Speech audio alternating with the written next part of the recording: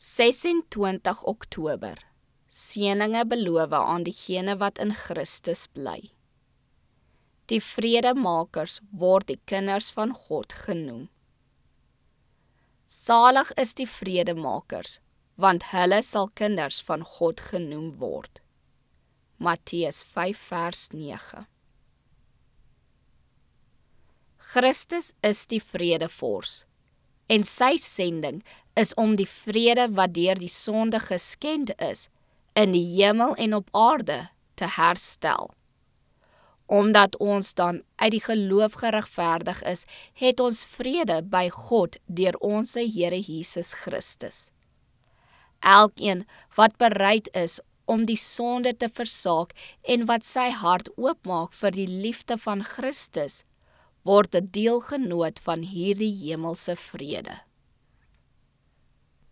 Daar is geen ander grondslag vir vrede nie. As die genade van Christus die hart vul, verdryf dit vyandskap. Dit beëindig onenigheid en vul die siel met liefde. Die wat vrede met God en met hulle medermens het, kan nie ongelukkig wees nie. Jaloesie sal in daardie hart nie gevind word nie. Bose vermoedens sal daar geen plek vind nie, en haat kan daar nie bestaan nie. Die hart wat in voeling met God verkeer, het die hemelse vrede, en die geseënde invloed daarvan sal uit hom straal. Die vrede sal soos dou wees op harte wat vermoeid en belast is met wêreldse twis. Christus se volgelinge word met die vredesboodskap na die wêreld gestuur.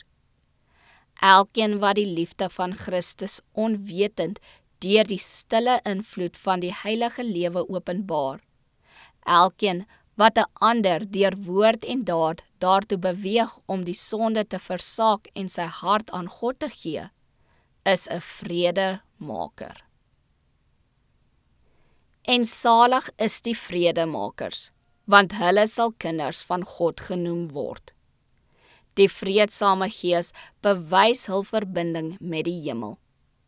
Die soete teenwoordigheid van Christus omring hulle. Hul verkwikkelike lewe en skoonheid van karakter toon aan die wêreld dat hulle kinders van God is. Mense is bewus daarvan dat hulle by Jesus was. Elkeen wat liefhet, is uit God gebore. As iemand die Gees van Christus nie het nie, die behoort nie aan hom nie.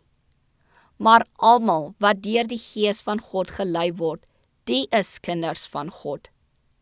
Dan sal die oorblyfsel van Jakob onder baie volke wees, soos dou van die Here, soos reënbuie op die plante, wat op geen mens wag nie en ter wille van geen mens se kind vertoef nie.